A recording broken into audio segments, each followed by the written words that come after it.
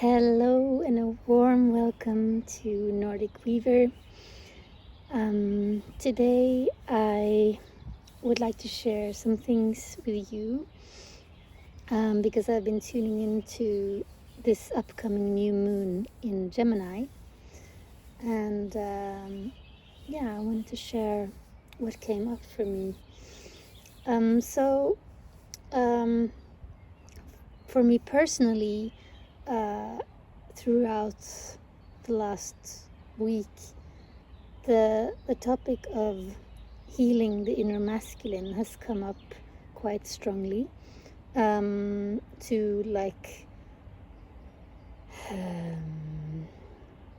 hold space for the feminine in me, and to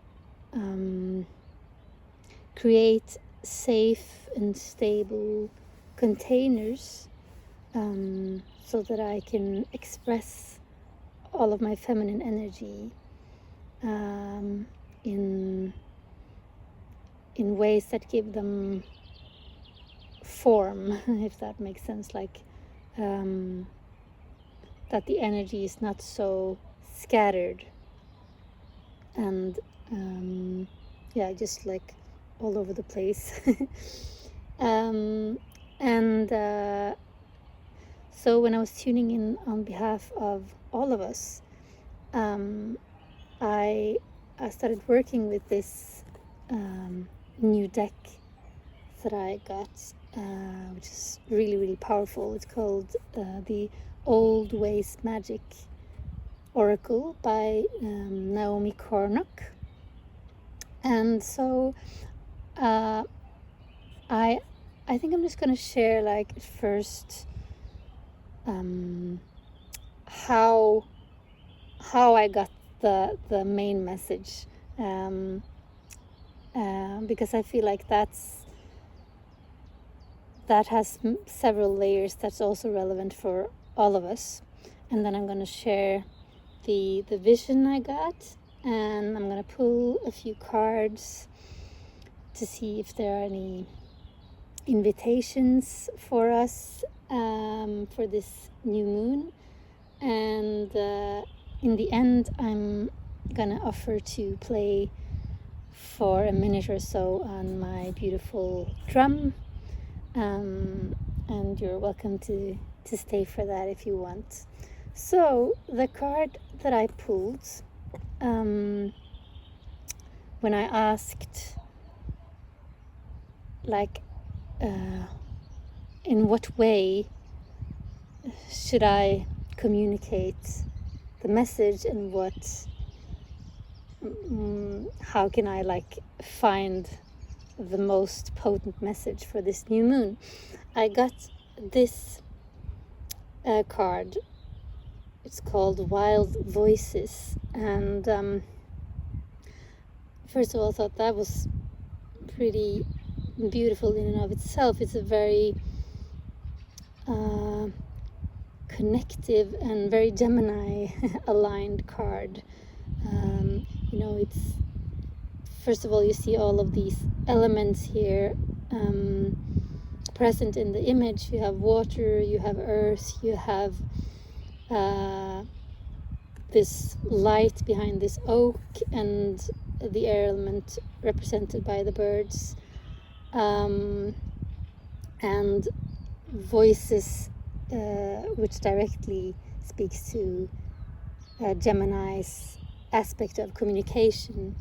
And the card itself is about not being afraid to use your voice or share your voice in this world, which was quite beautiful. And when I pulled it, I felt like I wanted to do a drum journey into the image, and so I did, and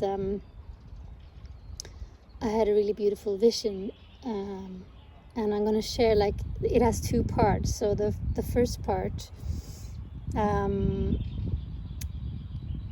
was that I emerged into the image through mud, and in this mud there was a big snake, and I knew the snake wasn't dangerous, but still, you know, it's a snake. But it was just there. And then what I saw was this big, beautiful oak tree, and it was glowing, like it was so full of light and sunshine. And it asked me to strip away any like noise within, and it gave me roots, and it asked me to connect to my heart, to feel into why I was really there. And so I did, and I also then grew antlers, and I became this deer. And then I asked if it wanted to show me anything that could be medicine for all of us, and I got a vision. So what I was shown was a couple of hands holding many little eggs, and out of the eggs emerged many small baby snakes, and they started moving fast up the arms of this person who now felt like me. And I felt this like perplexity, like I felt both a form of anxiety or fear, but I also knew that they were pure life force. And I had this feeling that I should stay as calm as possible. And then I was shown a tree, like that I was guided to become like a tree. And I was shown an image of a snake moving up the trunk of a tree, and that the snake was not a threat for the tree, because the tree was not a threat for the snake. And also the tree was such a good teacher in this image, because it was in a complete state of acceptance, allowing, no resistance, just pure presence, very stable, very calm. Yes, and so that was the journey I did, and the visions I got from that, which I think are quite potent, and I think they are aligned with some of the things that I had tuned into earlier in the week as well, because they are speaking to this duality, which is also a very Gemini theme, you know. In the tarot, Lovers card is one of the cards that represents Gemini, and that is the feminine and the masculine in union. And the feminine and the masculine principles are present in all of us, and they are dual of nature, and having a balance between them is important for us to be able to, you know, both be vessels for, like physical vessels for the, I want to say goddess or life force, you know. And this is like, can be very, very challenging to find this balance for me. It's something I have to continue to check in with, and you know, readjust quite often. So I think it's interesting that came up with this Gemini new moon, that for me also is so much about connection. But often we think of it as like connection with each other and only connections in the external world. So what came up and was offered here is also pay attention to the connection within, between the dual aspects within and other parts within that are perhaps disconnected or fragmented. And also this looking at like our relationship between the inner and the outer. So right now, at least in the northern hemisphere, it is a very active time. You can see it everywhere in nature as well, that connection is a very relevant word. Like all of the so many things in nature are connecting to each other, like the bees are connecting the pollen from different flowers, and the branches are connected to the air, and the roots are connecting to the soil, and like it's all of this, it's this big web, like in this picture, of connection, really. And yeah, so it's about also looking at this aspect, like this ratio of activity and stimuli and connection in the external, and also what is needed for the vessel to be able to hold all of this life force. So that brings us back to the vision, right?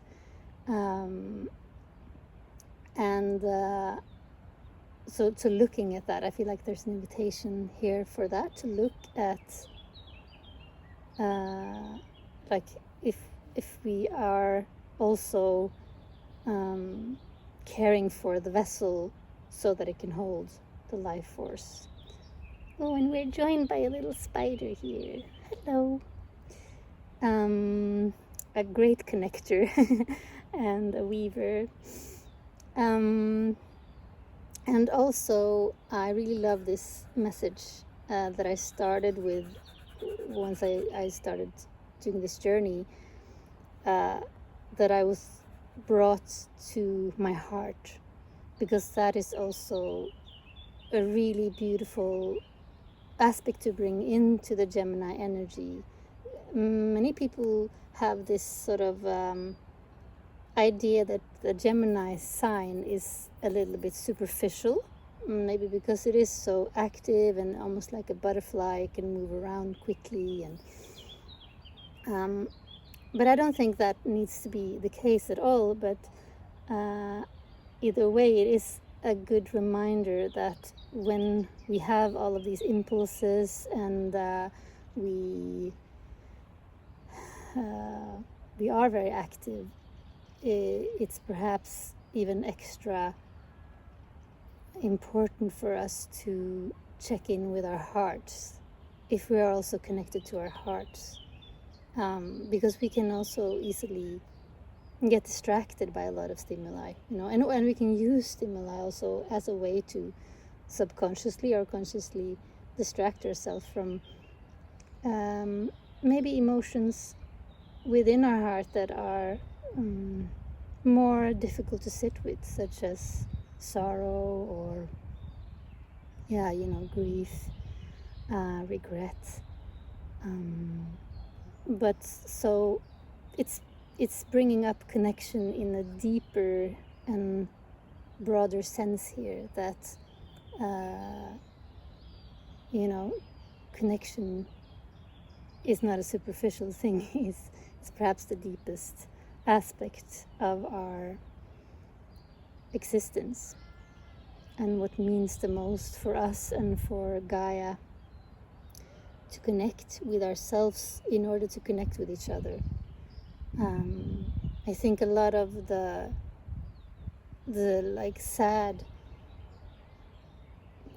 sadness in the world and our disconnection from nature comes from a disconnection to our heart and to grief, because if we are maybe many of us afraid to feel into that grief, because it can feel overwhelming, or we can fear that it will sort of swallow us. But I think that if we did tap into that, we would automatically connect more to the earth and become more conscious of our relationship with Gaia. So that was that part, and I wanted to also bring in the fairies here for a moment, because I have this beautiful deck. It's called Tarot of the Hidden Realm, and it's a deck that connects me strongly to the fairy realm. And I'm also here in this garden of mine, which is also very fairy potent, so it's a perfect place. So I just wanted to invite the fairies and the spirits of this place, nature beings, to if there are any invitations for us for this new moon, for like how to connect, or I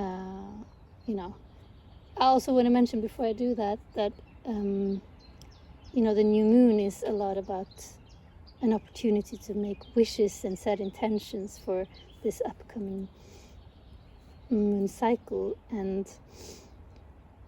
to be able to get clear on our truest wishes.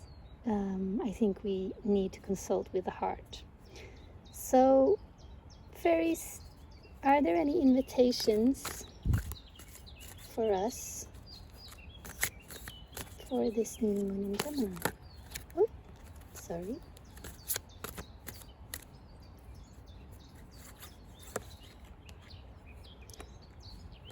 We get first Queen of Wands, a fiery being, warm, speaking of the heart, very connected to the heart. And this is an active energy. It's fire, but it's an active energy that is aligned with the heart. So this is a confirmation of what we have been speaking about. I'm just noticing it almost looked like there was a snake here, but I'm not sure if that's what it is. And it's also, a sovereign being who is very good at leading herself. She's very confident in her own skin, and she is, both connected to her needs and to her heart and to her passions and her will. So there's a really good balance here. So maybe you can reflect upon if there is any wishes or intentions you want to set around that. Okay, so are there any other invitations, please? Let's go with this one. Oh, this Queen of Hearts. Queen of Wands. Eight of Cups. Eight of Cups. Here you see all of the moon phases. So it's very connected to the moon, this card. This is often about like walking away from something. So there may be something you need to check in with yourself to see if there's something you need to let go of before you can set an intention to create something new. This can be especially relevant if you're watching this video before the new moon, because if we're working intentionally with our new moon wishes, it's really good to do so in within a day after the new moon has actually set in, which where I am, that's on Monday, which is the 14th. Oh, I hope that's right, but yeah, I think it's the 14th.